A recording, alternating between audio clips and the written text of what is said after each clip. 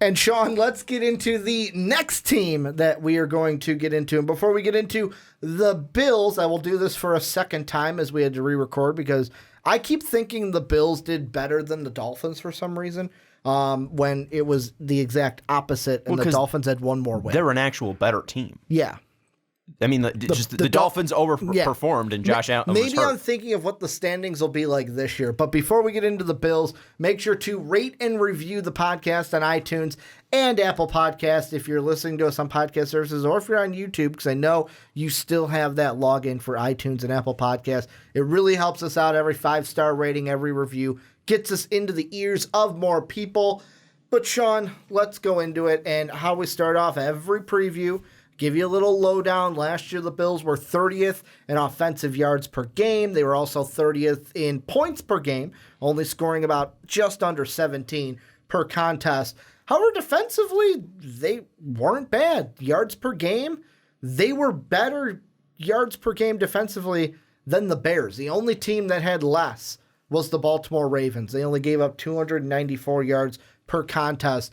However, those teams did score 23 points, like 23 and a half points, which was good for 18th overall. And looking at that, I just say, well, when you're giving up 23 and your offense only scores 17, of course you're going to lose most games. Well, and the biggest thing was their averages. Drives stalled out so quickly for them. So it was just short yards. That's why the yards are so low and the points are so high. That's why the difference is. It's just because that offense was not consistent enough last year. Obviously, you had a rookie quarterback who wasn't great. I mean, he was impressive. He impressed me more than he who will now be going into sophomore year. Yeah, Josh Allen was much better than I thought he was going to be. So he definitely deserves credit without a doubt. But he was still a rookie quarterback. He still had his flaws. And he didn't really have weapons around him. And he didn't have a great offensive coordinator as well. So looking at that team, that's why it's such a difference, because that defense is very talented. Sean McDermott's a genius. I love that guy as a head coach. It's just that offense was inexperienced and bad last year, and it just didn't help the defense. Well, looking at the offense, they are bringing in some, to me, big pieces to help it out. They bring in 2 running backs in free agency, TJ Yeldon on a 2-year deal. They've got Frank Gore on a 1-year deal. They're bringing in Cole Beasley on a 4-year deal, John Brown on a 3-year, and then defensively, the biggest signing for them would be Kevin Johnson, the cornerback. I want to come in real quick. Go ahead. I bashed the offensive coordinator. Brian Daboll is, I think, a decent offensive coordinator. I just meant it was their first year together. So let's see what they can do a year 2. Well, and the thing I'm going to ask you is we'll look at the offense because you brought them up. Did the Bills do enough in free agency to help Josh Allen out? Is Frank Gore going to make a big impact? Like, I know they still have LaShawn McCoy, but is he going to make an impact? How big of an impact is TJ Yeldon going to play? Cole Beasley, can he be for Josh Allen what he was for Dak Prescott? Should we expect big things out of John Brown coming over from Baltimore? And Zay Jones, a guy that we all thought would be a deep threat when he was drafted, are these going to finally kind of fit like Lego pieces together and work for Josh Allen in this offense? What are we talking about here? Are we talking like 2007 Patriots? No. But can it be an improvement of what they were last year? Yes. I think that the additions that they made in the draft are definitely important. I think the biggest one being Cody Ford, the right tackle at Oklahoma. I like that pickup for them, and you're going to need to protect Josh Allen because as great as he is with his legs, let's see what he can do with that crazy arm where he could throw a ball 70 yards on a fly down the field. I think the biggest addition that they made, at least offensively this year, is definitely Cody Ford on that offensive line. I'm not in love with their running back situation. I don't love LaShawn McCoy. He's an aging running back that relies heavily on speed. He's still got that quickness, but he's been injured multiple times. So how much can you rely on that? And then you're looking at the backups. TJ Yeldon didn't show much in Buffalo. I don't think he's going to show, or Jacksonville, I don't think he's going to show much in Buffalo. I don't think it's the right offense for him. I don't know if he has a right offense. He just might be one of those guys that in college really balls out because he's the quickest guy on the field, but doesn't know how to adapt to an NFL offense, kind of like Reggie Bush. I mean, Reggie Bush obviously dealt with injuries, but Reggie Bush just didn't fit in the NFL at all, at least the modern day NFL. Frank Gore has been a marvel. I mean, the fact the guy's still running and running well for his age is shocking, but you're not going to rely on Frank Gore to be, your number one back at all. The guy that's really interesting to me, though, is Devin Singletary, the guy they got in the third round. I really wanted him for the Bears. I think he came out of Florida, one of the Florida schools. I think it was Florida Atlantic University. I could be wrong on that. I know he's a down south kid. He might be Memphis. He might be the Memphis kid. I know there's 2 Memphis backs. Florida Atlantic. Lane Kiffin. Yeah, I really liked Devin Singletary. So I'm going to be most interested out of all those backs in the backfield in Devin Singletary, seeing what he can do. I don't have high hopes for this offense. I have more hopes for the Jets and obviously for the Patriots, at least offensively in this division. So I think they're probably the third best offense in this division, but I don't know if the additions that they made are going to put them over the top. And the biggest thing for me isn't really, seeing the yardage that Cole Beasley can rack up or the yardage that LaShawn McCoy can rack up. It's just, can Josh Allen improve as a pocket passer? Can he throw balls down the field accurately? Can he make the right decisions? That's the biggest thing for me, because the fact that he showed that dual threat ability was huge, and I thought it was super important, a wrinkle to his game that I really didn't know was there. But I want to see what he can do with that cannon of an arm, and I want to be able to see him stick in the pocket and throw the ball down the field and stay healthy and have a full 16-game season with Brian Daboll and how he can work in this offense. It's not really you have to hit X amount of stats or 3,000 yards or 4,000 yards, whatever. It's just, can you see those plays week in, week out, that he's making the right decisions and he's throwing some impressive balls. Yeah, and for me, the thing offensively, there's 2 areas on this offense that I think are the weakest for the Bills, and why I don't think they're going to have, put the meme up of you're not going to have a good time. First, the running back. That's the one I'm going to get into at length in a second. But the small one is wide receiver. I just don't think they have a true number 1 wide receiver. I know that you want Zay Jones to be that guy coming out of East Carolina now, I think entering his 3rd year, I believe. And last year, he was a guy that only racked up 652 yards. Isn't it crazy that it's his 3rd year already? Yeah. 2017 is now 3 years ago. And I mean, I look at Josh Brown, I look at Cole Beasley. These are not guys. Even Cole Beasley, when he was the leading receiver in Dallas, I was like, he's not a number 1 wide receiver. You are not, that shouldn't be your top guy. And the Bills are a team that, next year, whether it's in free agency, whether it's in the draft, depending on where they end up, because I think that, to me, I think the big wide receiver everyone's going to be looking at is Jerry Jeudy, but there's going to be tons of wide receivers, I think, in this first round for this draft class to be gobbled up. The running back, though, is the one I wanted to get into at kind of length, because LaShawn McCoy is an interesting discussion. He is in a contract year this year.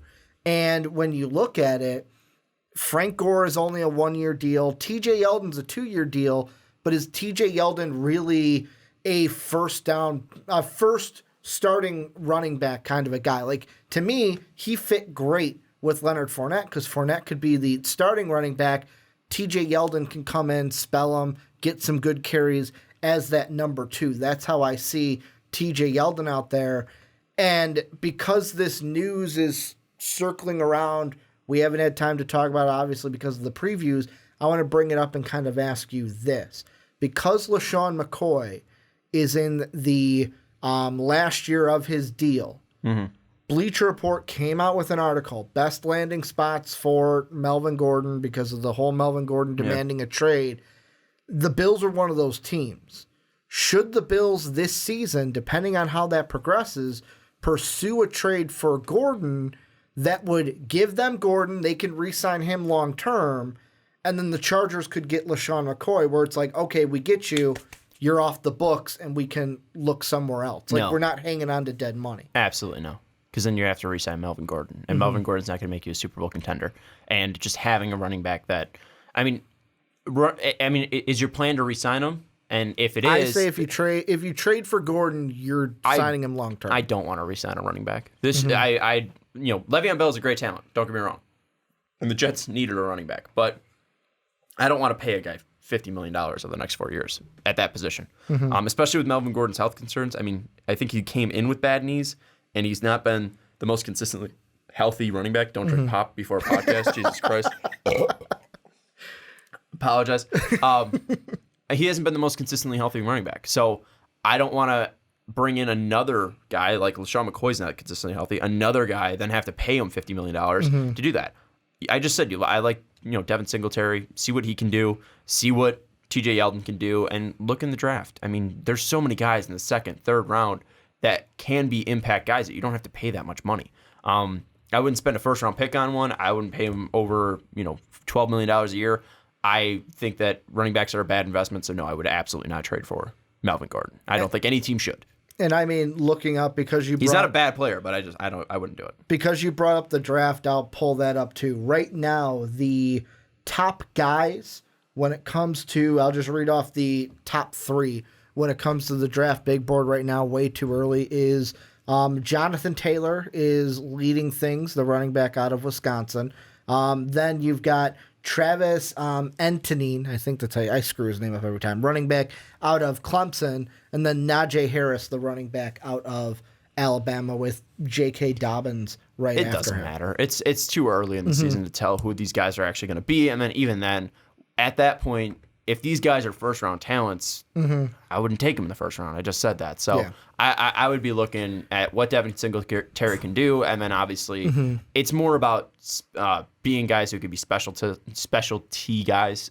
You want a guy who can hand the ball off to about 15 times a game. You want a guy that can be a pass catcher out of the backfield, and then you want a blend of both. And I think having 3 running backs on the roster is more important than having that one guy.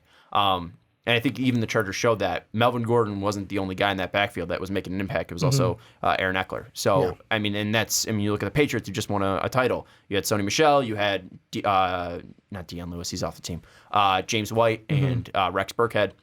You had those guys, and you won a Super Bowl. More teams are going to that running back by committee. Which they should. I mean, that's the smart thing. Take the load off these guys, make sure that they can keep their knees around, make sure that they're fresh, but also you need to hand out different looks to these defenses to keep them on their toes. Because if you put in, Melvin Gordon, he's not that great of a pass catcher, so you can most likely stack the box. Kind of like with the Saints. It was, all right, Mark Ingram's in, let's load the box. Okay, Alvin Kamara's in. But that worked because you could put both of them out on the field and you have no idea what you're going to do. Yeah.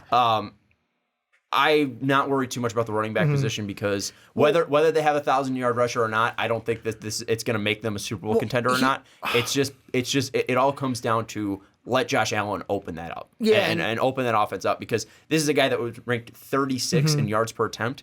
36, the guy with the cannon arm. He was averaging 6.4 yards per attempt last year. That's below Flacco, Case Keenum, Alex Smith. Alex Smith, captain check down. He was below captain check down. I don't even think Alex Smith can throw a ball 40 yards when he was fully healthy.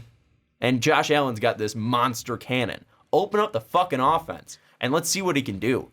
And that's why I think John Brown's going to be an interesting addition, because he is such a deep ball threat, a down the field threat.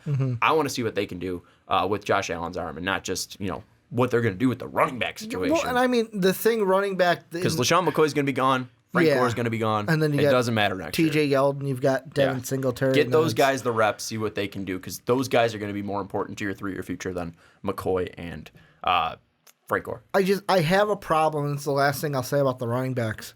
The problem I have is I look at last year's stats, and when I know LaShawn McCoy only played 14 games, but when he's got 514 yards, and your quarterback on about half the attempts, has over 100 more yards than him, and your quarterback, who we say has the deep cannon, and that's what he's known for, is leading your team rushing, I think that's a problem. Well, I think we might have the same problem this year unless they go to more of a committee and we see more Frank Gore, we see more TJ Yeldon to help out a LaShawn McCoy. The reason why was because Allen didn't get enough time in the pocket. I mean, Allen was getting obliterated in the backfield the whole entire year. He got sacked the 20 most times in the league, but he only played 12 games, or the other guys, the leaders, are all playing 16. He was a guy that was getting hit in the backfield constantly, and I think the reason, too, why his sack numbers are so low is because he was taking off so much.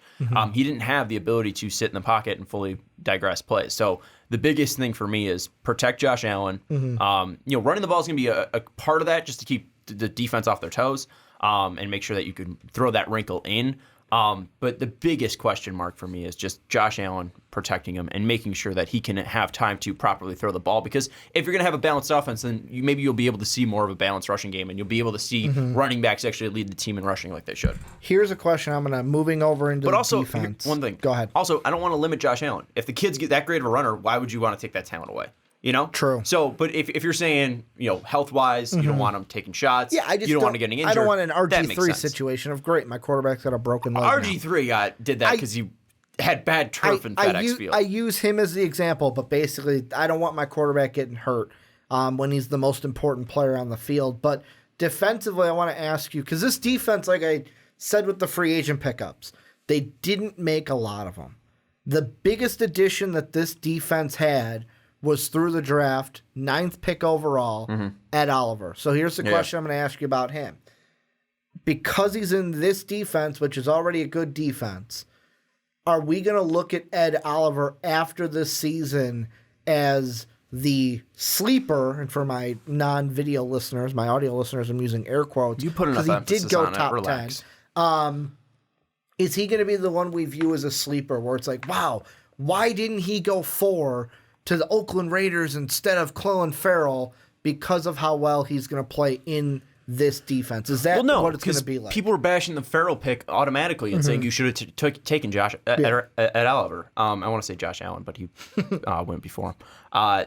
No, I think that if Ed Oliver balls out, people are just going to be like, all right, see, you shouldn't have worried about Houston. The kid was a stud. Yeah. The kid was a freak athletically. The whole we all know that he's jacket incident. Yeah, we all know that he's a freak on the field. We all know that he's extremely talented. And if he goes out and balls out, I don't think anyone's going to be shocked. I think they're just going to be like, see, John Gruden only watched the national championship game, and that's why he picked Clelin Ferrell and Hunter Renfrow and Josh Jacobs. Don't forget about Mike Mayock.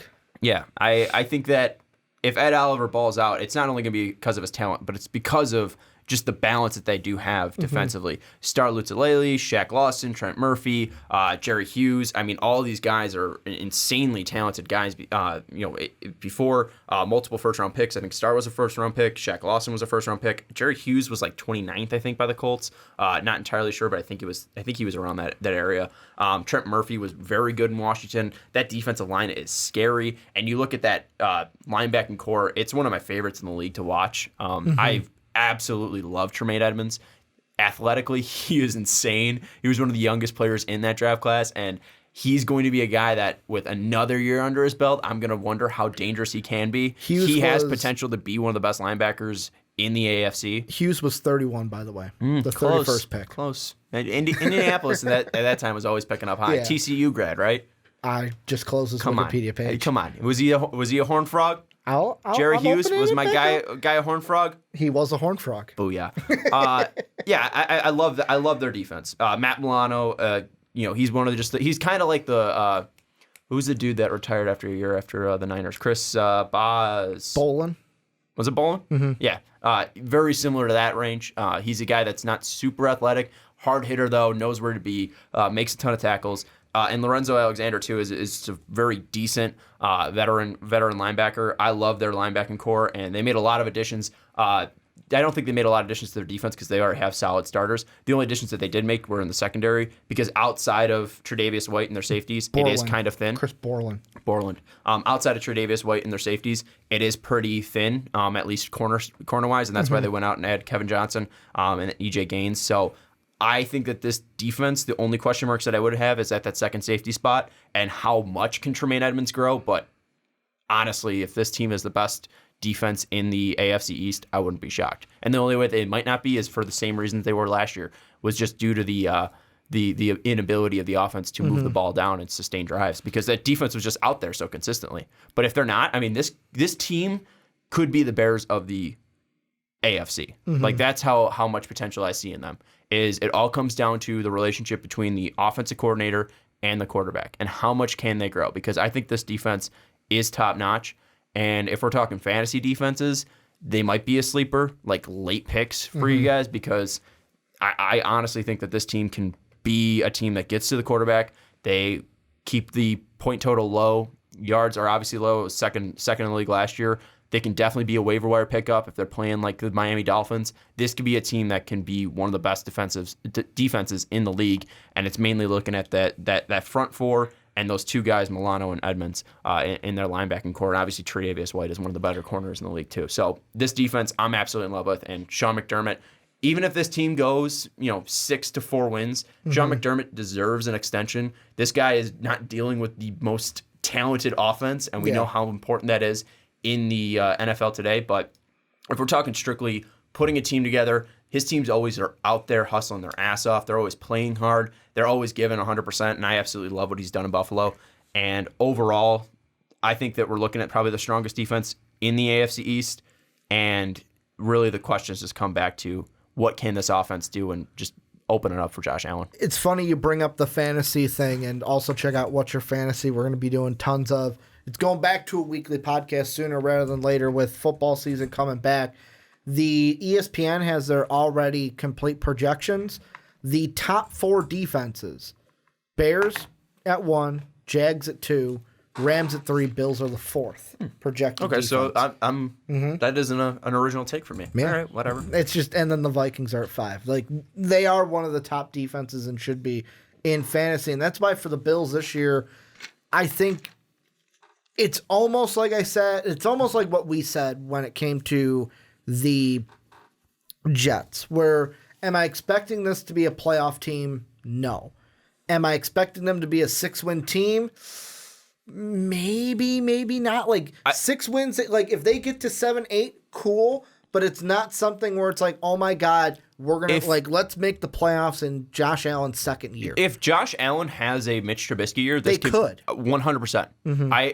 If he is that good, if he can have similar numbers, because Mitch wasn't great last year, we all know that. Yeah. He doesn't have to be Aaron Rodgers out there. He just has to put up numbers. If he can put up near 24 touchdowns over the air and not turn the ball over too much and do what he did last year on the feet, this can absolutely be a playoff team. I've seen them play twice last year. I was obviously watching for sure. Well, I saw them 3 times at least for sure, like full games, because I saw the 2 Patriots game and I saw the Bears game too. I saw a lot of the Vikings game too, where Josh Allen was running all over your Minnesota Vikings. Yeah, I didn't like that game. This team is extremely dangerous, and you look at the way that they start off the season. If you wouldn't mind us going, I to was the going schedule. to say they should, because of the defense. And more importantly, I could see them beating New York. I know they're both. I think they can go 4-1. Yeah, I mean the Titans. I think Titans and the Bengals aren't anything to write home about. The either. Bengals suck. I mean, I know this isn't the AFC North. The Bengals. The one thing I will say is new coach coming in. Andy Dalton is still good. AJ Brown is still good. Andy Dalton is not Green good. is still good. Andy Dalton is not good. He's extremely overrated. They should have cut him. I'm gonna see what they do, but Where would you put Andy Dalton? You putting him as top 20 quarterback? Probably not, because he's not good. Andy Dalton's not good, and that's a bad hire. He's got weapons around him, and that's he has the thing. a weapon. He's got Joe Mixon. He's got 2 weapons, and AJ Green, who's consistently injured, and Joe Mixon. Sick. Like, they're a bad team. Who's on that defense anymore? Sean, I'm agreeing. Who's on that defense? No, you're not agreeing with me. It's not perfect. They can go 4-1. And I'm saying I could see them going 4-1. I'm just giving the Bengals a little bit more credit. The 2 toss-ups are the Patriots and Titans. I think that I'm clearly siding on the side of Tyler Boyd's not bad, still young, but he's not at the level. Are you really of AJ defending Green. the Bengals right now? Just a little bit. I mean, Tyler Eif, he got a 1-year deal, and many thought he was going to go with the Cardinals. They can go 4-1. I'll agree with you. The 2 teams that I'm like iffy on are them beating the Patriots, but it is at home, and they always give the Patriots a tough time at home. Yeah. And we know early season New England, that's not a guaranteed win for New England. But if they lose, I could totally see them going into Tennessee and beating them as well. I'm not in love with Tennessee. I know that a lot of people are. I know that their defense is great. Tennessee does have a good defense. But when you look at their quarterback situation, I know some people are really high on Mariota. Guy can't stay healthy. They got Ryan Tannehill too. But neither can his backup and Ryan Tannehill. So I look at the Titans, and I don't think that that's a powerhouse offensively. The only consistent guy that they have offensively is Derrick Henry. Yeah. But I think with Tremaine Edmonds, they can shut that down. I think having a great middle linebacker can shut down any opportunities that they have because they have such a great defensive line that can push them out to the outer edge. And Milano's a great tackler, and so is Edmonds. And if they're shutting him down, then you're just relying on Marcus Mariota making plays. And I don't know if that is going to happen this year. I don't know what Mariota is, and I don't trust him to be a great player this year. So if the Bills start off 4-1, I wouldn't be shocked. Yeah, and I'm looking at it, and I kind of funny that you brought up the Bengals and we talked about them because I could see this so bad. I could see this Bills team though starting out this year much like the Bengals did last year. Bengals 1-2, lost 1-1-2, and it's like, oh wow, they're 4-1 heading into the next couple of weeks, and then injuries partook, and then they fell off the wagon a little bit. Where I'm almost looking at this, and I know I'm getting ahead of myself when I say this. So I'm going to tone it back, and I'm going to say they don't win that Patriot game. But there's a possibility, a small one, that this Bills team could be 6-0 heading into Week 8. And if that's the case... All right, slow your roll. Well, and that's I what was saying that they're a potential sleeper team, and now you're like 6-0. Well, cool. Hear me out, though. They're not beating the Eagles, Titans, and No. Patriots. But hear me out. Take your 4 that you said. Yeah. If they surprise the Patriots, can they beat the Dolphins? Oh, okay. That's 6-0. Yeah, That's 6-0 to start. Like, I don't because think they beat the Patriots, Titans. And that's what I'm saying. Like, they're not going 6-0. To me, 5-1 maybe. that's the sky to me. Like 5-1 is maybe. If you're 5-1 after Week 7, I'm sitting there as a Bills fan going, "Holy crap!" Now I'm looking at the playoffs because Washington could be a winnable game. Miami, on the road could be a winnable game. Yeah, both Miami's game. Denver at home. Joe Flacco or Drew Lock. Give me either of those. I'm not scared of any of them. You could beat the Ravens at home. Well, I'm looking at Denver because Joe Flacco's. No, in I know. Denver. I agree with you. I'm going next. You could beat the Ravens at home. The Ravens because it's at home, maybe, and then the Jets at home. You could beat the Steelers. The Steelers, maybe I want to give them too much credit. You are definitely giving them too much credit. I will. I do this. I do the Steelers preview every single year for this channel. Yes, you do. And every single year, I am maybe a game or a game out. They are the most overrated team every single fucking year, and they lost Le'Veon Bell. They lost Antonio Brown. They still have a dipshit coach in Mike Tomlin. So they're going to be the third best I'm sorry, can I be team? on the AFC North preview next year? Because I fucking hate Yes. the Bengals and I fucking hate the Steelers. And they got a dumbass quarterback. Fuck Ben Roethlisberger. Fuck the Steelers. Bills are going 8-8. Yeah, but depending on how they do in those first 6 games, there are winnable games the rest of the year. Even you said it during the Jets preview, so I'll say it now. Maybe the Browns. That I know it's in Cleveland, but tough defense coming in. If Josh Allen is feeling it, like I would absolutely love it if Josh Allen this year was just like, yeah, all the quarterbacks that was drafted in my draft class, I'm just going to beat them because he plays all of them. He plays Darnold twice. He's playing Rosen twice. He's playing Baker. He's playing Lamar Jackson. Yeah. Those are all the quarterbacks he was drafted with. Like, I would find it funny if he's just like, yeah, I'm going to beat him. Yeah. I think that minimum this team goes 7-9. Okay. I really think that they can be a playoff team. If you're looking sleeper playoff team, I think it's Buffalo.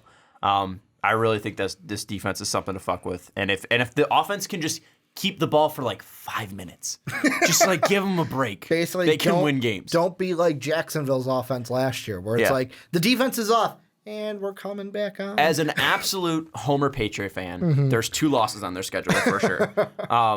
Can you beat us? Yes. Will I say you will? No. I consistently pick the Patriots to go 16-0. I don't care if it's unrealistic. That's what I'm picking. I want revenge for 2007. Just like Mark with Super Bowl Super Bears. Yeah. It's 16-0 Patriots for Sean. Can you beat the Patriots in one of those 2 games? Yes. Will you beat them in both? No. Will you win any game? In my mind, no. Can you? Yes. But I think you beat the Jets at least once. I wouldn't be shocked if they got 2, but I'll keep it conservative. I think you beat the Jets at least once. I think you beat the Giants. I think you beat the Bengals. I think you beat the Dolphins twice. I think you can beat the Broncos, and I'll give them that win. And I think you can beat the Ravens, and I think you beat the Steelers. So if I'm doing my math right, that's 8 wins. So I'm predicting 8 wins for them. Yeah, and 8, like, if we look at just the number, I think 8 might be a little low. If they're going to be a sleeper, that's when it's like you're going to have to surprise some teams. I think that minimum 10 wins to get that playoff spot because there's just so many good teams in the AFC that I think that this year a 9-7 is not going to squeak in at the AFC. You're going to need 10 wins, and that's the part where I go, I don't know. Those are the 8 wins that I can for sure. If they win 10, I wouldn't be shocked. And that's of what course, I'm saying. and I hate. If they win 7, it's a disappointment, but I also wouldn't be shocked. I would hate when Mark would bring this up, but it is a good point. Any given Sunday, that's the best thing about football. You get one game. It's not a series, and any team can beat any team.